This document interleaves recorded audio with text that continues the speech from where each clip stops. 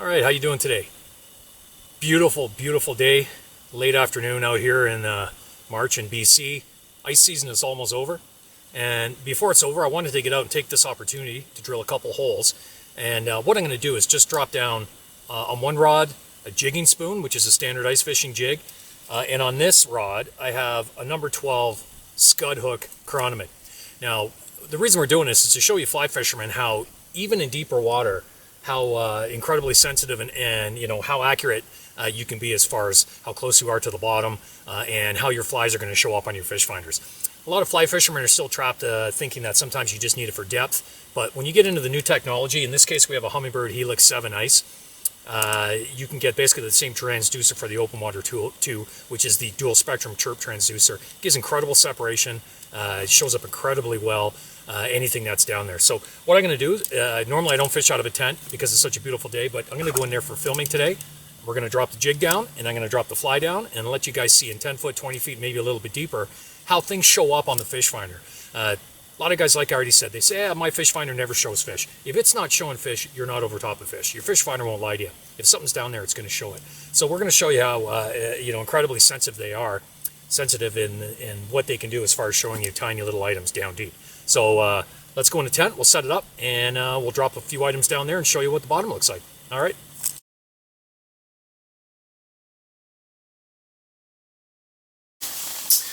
Alright guys, so here we are, we're all set up in the tent. As you can see, we're in 11 feet of water. Now just so you understand what's going on here, on the right side of the screen we have the whole water column. This is from 0 to 11 feet.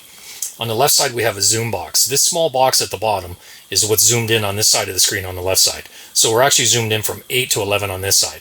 Now I can move that zoom box up and down, but generally you want to keep it right on bottom, so it's going to give you a good view. Now you can go 2 times zoom, so you get more of the water column, or you can go all the way up to 8.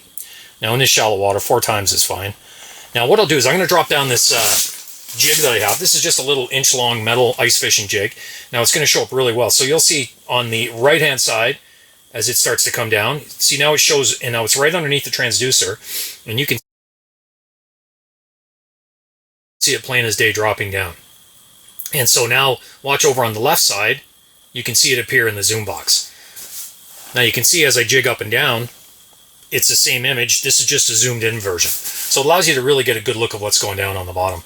Now I did see some fish moving through here too, so hopefully one will show up on the screen and we'll get a quick look at what they look like. But this is basically what you can expect in 11 feet of water with a very small spoon. Now obviously it's solid metal, so you get a really good solid return. And that's why it shows up so well. I'll explain the bottom to you here.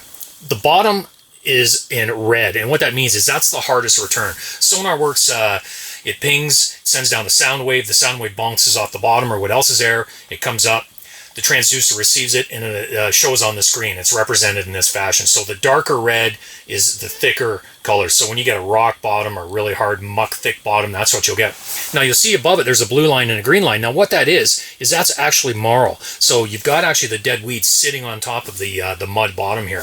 Now when we go out deeper, you'll see that there are no weeds because we're out deeper, or the weeds aren't growing out there, or they died earlier on. There's nothing left. But this is only shallow water, so they're still here.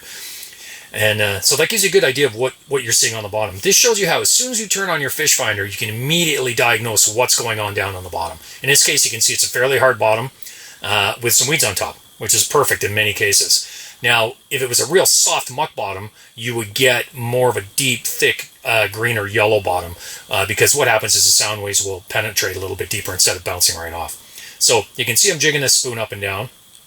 Now what I'll do is I'm going to put the chironomid down there just so you can see the size difference in the chironomid and also how it shows up really well too. So let's do that right now. I'll bring the spoon up.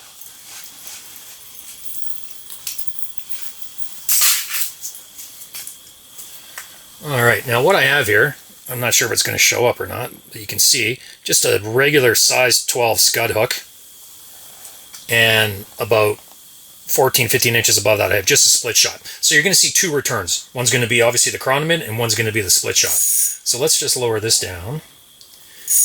And you can see the split shot's going down first because it's quite heavy. And so now there's the split shot, and you can see the chironomid coming down behind it.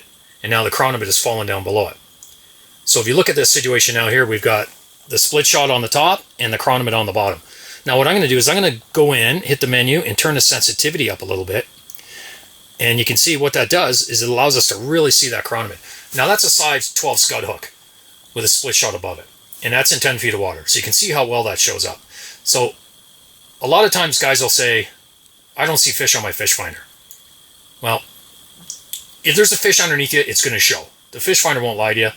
And this just shows you an example. That's an air bubble coming up, which can happen. This just shows you an example of how small an item can be, and you can see it plain as day down there. So if you picture a 4 or 5 pound rainbow, it's going to be a huge red slab. Now there's a lot of smaller fish in this lake, and with any luck, one might come in and have a look at this chironomid. I won't go too long here because we're going to go out to some deeper water and show you how effective these things are in deeper water. But that just shows you there, once again, the bottom line is your chironomid, the top line is your split shot. And you can see it over on the far side as well. So the benefit of this is you can zoom in right on the bottom and see any fish on bottom. But if the fish are suspended higher up, moving through higher up on the water column, you're going to see them up there as well. Then you can move up to them. So that gives you a good example there of how well a chironomid shows up. And the good thing is you can see in this case is I could drop it right down into the weeds. And you get right down into the weeds. If those fish are sliding right along bottom, picking up scuds or damsels or leeches or whatever's living down in the muck, they're going to see that chironomid. So that gives you a good example in 10 feet. Let's move out to some deeper water, and we'll see how well these things show up.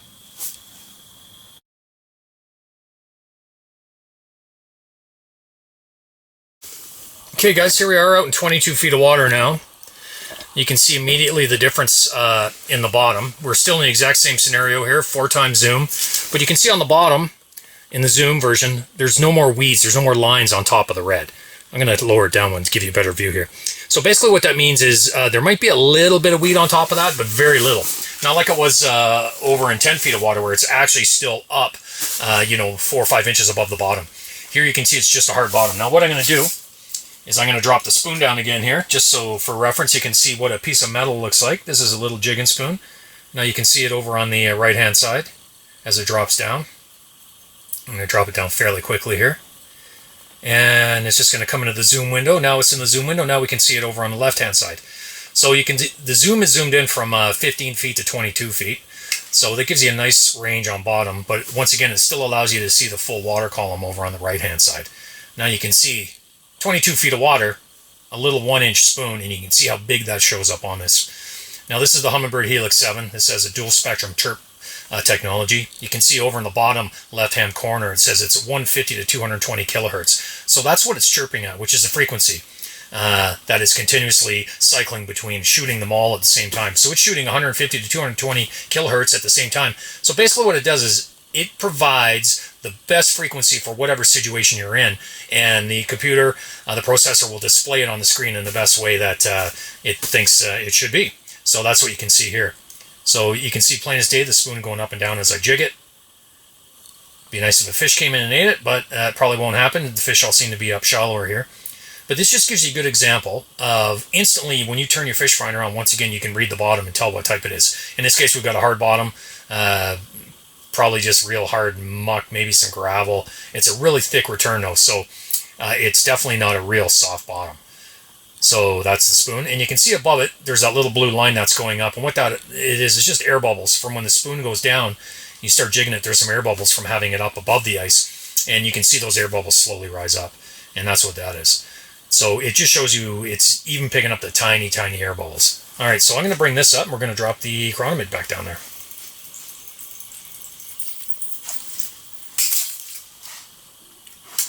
Now when you're in 22 feet of water, it's a pretty good depth for kind of late spring chironomid fishing as they move deeper and deeper. So this will give you an example of you're fishing on some of your lakes where you like to fish one indicator and maybe fish a naked line just hanging off the boat. This is going to show you how well you can see your chironomids. So you can see on the right you've got your split shot and the chironomid going down together. And of course the split shot's heavier, so it's going to be at the bottom. Now I'm going to stop here and you'll see the chironomid fall below it. So there we're in 22 feet of water, and that's that same number 12 scud hook. And you can see the air bubbles coming off it as I jig it. That'll go away pretty quick. Might actually attract a fish, you never know. Now what I'll do is I'm going to just leave that right there for a sec. I'll go to a higher zoom, lower it down, and now you can see even more clearly. This is a 6x zoom, so you can see the split shot above it and the chironomid at the bottom. Now this is good because, just for example, in the springtime, you can drop that chironomid. Say you're fishing a bloodworm, you can have it right on bottom.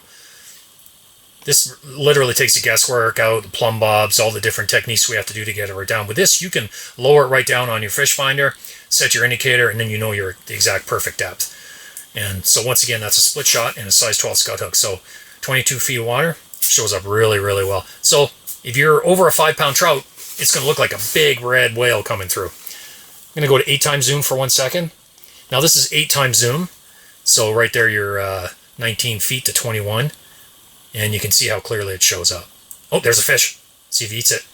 Oh, of course he goes up. He's going to eat the swivel. There's a bunch of fish there. It'd be nice if one would grab that chironomid. That's what fish look like when they're coming through. This is great timing, so you can see. Oh, got him. Got me. We got a fish. There you go. How's that for a demonstration? Well, he's not a big one, as you can see, but it's a fish. So there you go. There's your lesson on deep water winter chironomid. Put that little guy back. Barbless hook.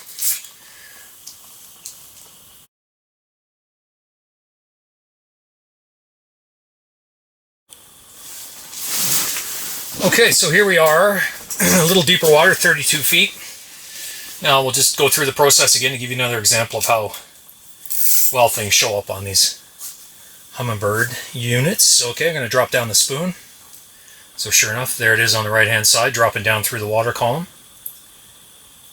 And that's the full water column, 0 to 32 feet. Once again, you can look at the bottom here and see the solid red line.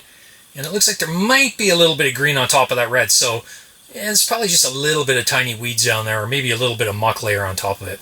Now the spoon's dropped into the zoom window. And there you go. And you can see the air bubbles coming off the spoon. Now they're going to rise all the way up to the top, and you can watch them come all the way to the top.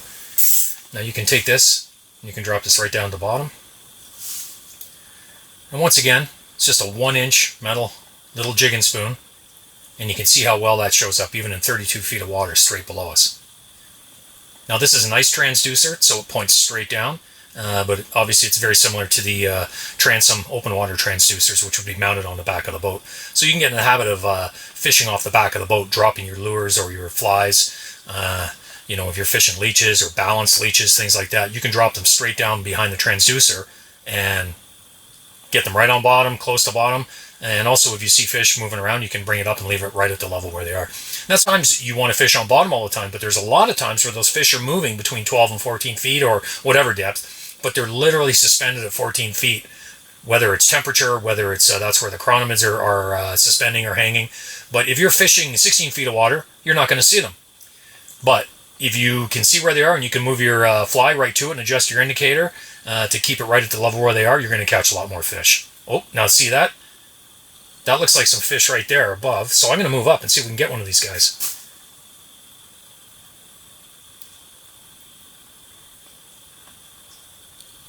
Definitely looks like fish. I'm going to move that zoom window up. Let's see if we can get one of these guys. You can see that red line is the fish. You can see it moving up and down, chasing the spoon. Let's see if we can get him here. He's interested in it. Oh, and there's another fish below it. Looks like there's a whole school of them here. So I'm going to drop down. So this shows you what fish look like. This is a fish that went by. He didn't stay underneath very long. And you can see that fish down at the bottom. And they're really chasing the spoon, but boy, they're not grabbing it. There's a whole bunch of fish here right underneath us. Let's see if we can get one of these guys to go. And that's what fish look like. The reason they stay there and you don't see a hook shape so much is because what happens is they move underneath. And if they stay underneath, they just sit there underneath. The transducer is going to keep reading them. And that's why they just appear there. Some guys call it hot dogs. You'll just see that long hot dog form across the screen. All right, well, those guys all moved on. They didn't like my presentation, obviously. There's another fish up high. And there's another fish on bottom. And obviously you can see my jigging spoon just from the constant action. And there's a fish up high again. Now watch this. If I move the zoom box up, there's those fish. Now let's move up and see if we can get them. I'll go right up to them. So there we are, right where they are. See if they're interested in it. Not so much.